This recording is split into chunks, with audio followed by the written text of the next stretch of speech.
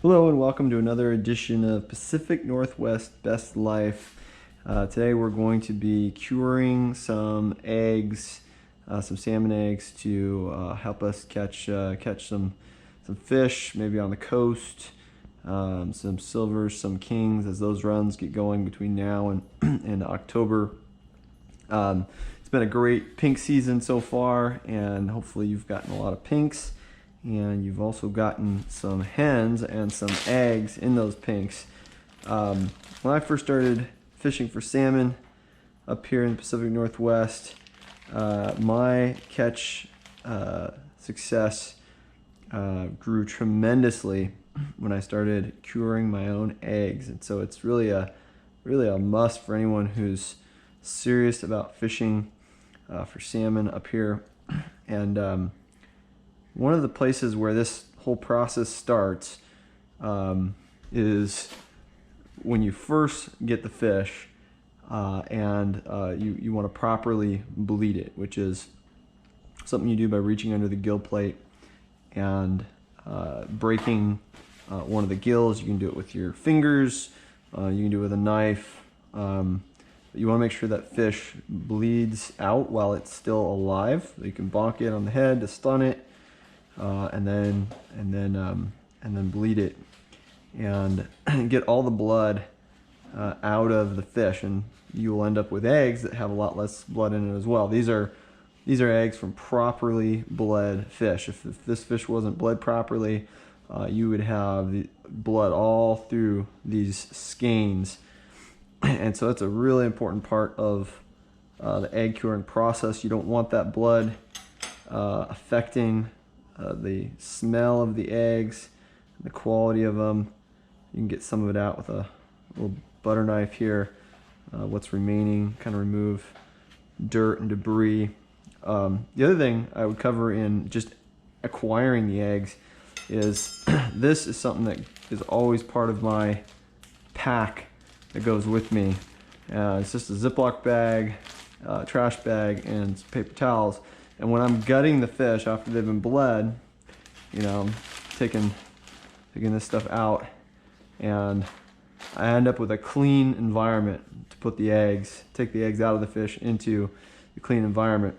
You know, a lot of times you're fishing on the bank of, let's say, a river like the Puyallup, super muddy, dirty, and you don't want to contaminate your eggs. So pull the eggs out of the fish, drop them up here, and then once you've finished gutting all your fish, getting all your eggs out of the hens, then you know, they go into this bag. That's where I took them, and they were in my refrigerator. They stayed nice and cool until the point when I'm ready to do some curing, and that way you can make sure that they stay in the best possible shape. Sometimes you'll end up getting eggs from someone else who will say, "Oh, you want my eggs?"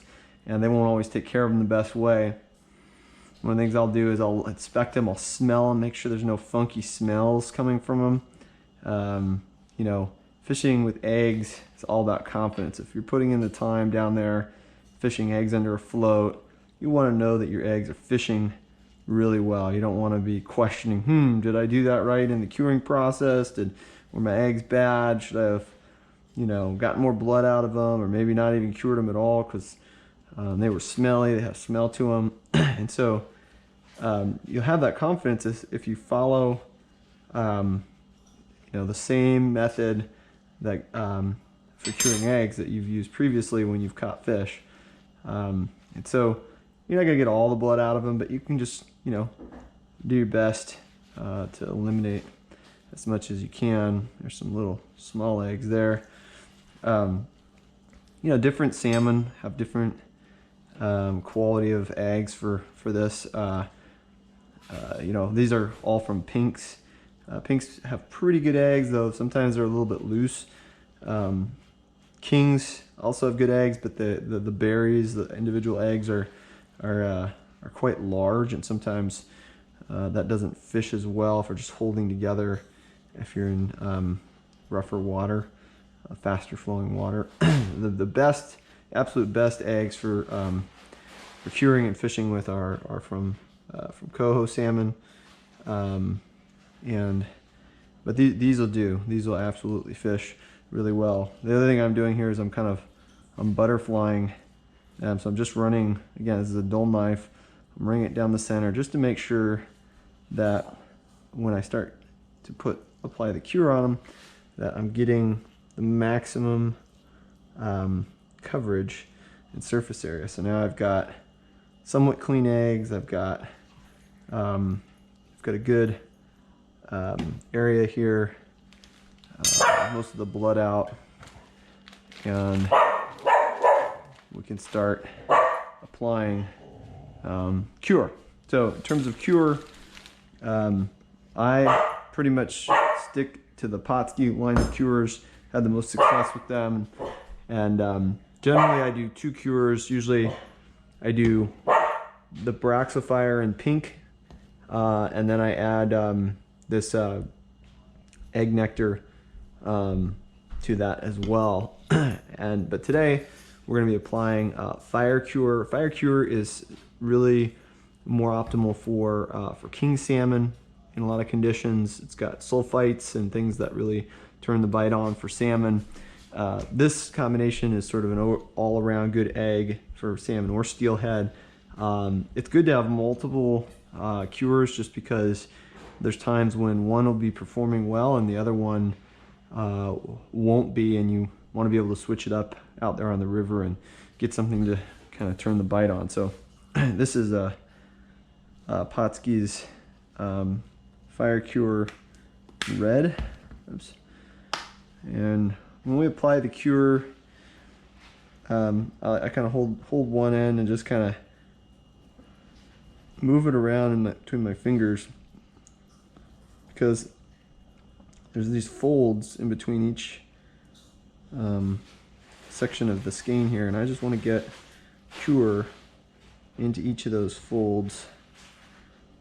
I'm wearing black nitrile gloves because I want to minimize my scent on the eggs, another important part of the process, as well as I don't want this crap all over my fingers either. It's pretty intense stuff. So here we'll apply this, and I'm just putting in this Ziploc bag I'm going to cure them with. Eventually I'll vacuum seal these, but I like having a Ziploc bag that I can keep them in as the curing process is going on. Allows me to I'll put it inside a vacuum seal bag, so whenever I open them, you know, might be next month, might be could even be a year from now. I've even used eggs 2 years old and they still fish really well. That way I can reseal them as I'm using them on the river, and if I don't use them all, I can stash them in the fridge and be good to go. Now we're going to sprinkle just some more, just for good measure, some more Fire Cure. And I'm not going to take any of the air out of this Ziploc bag. I actually want there to be air, because I'm going to kind of beat them up a bit. What happens is when the effect of the cure being on all the eggs is that it will cause them to milk and cure, and then it'll reabsorb. It'll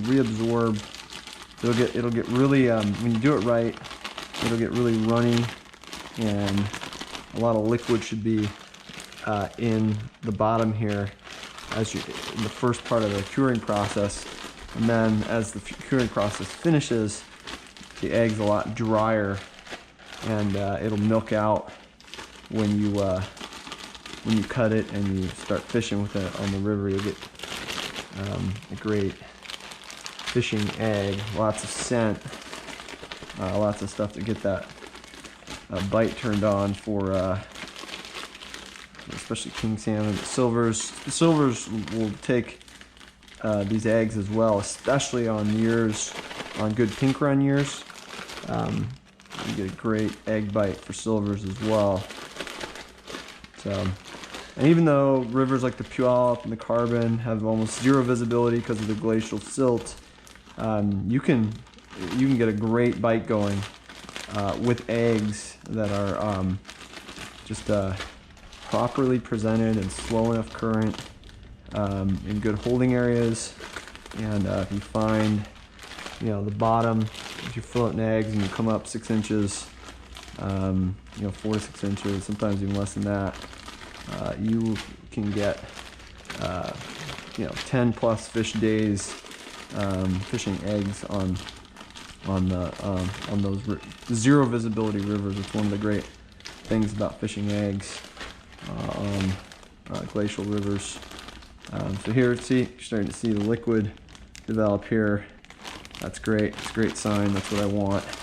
I'm gonna do this for a little bit. I'm gonna throw this in my refrigerator, and I'm gonna check it every maybe 15 to 30 minutes and beat it up some more, and then I'll do that for probably the first couple hours, and then I'll leave it sit for 24 hours, and then I will freeze it and once it's frozen solid, then I'll vacuum seal it and stow it and be ready to go.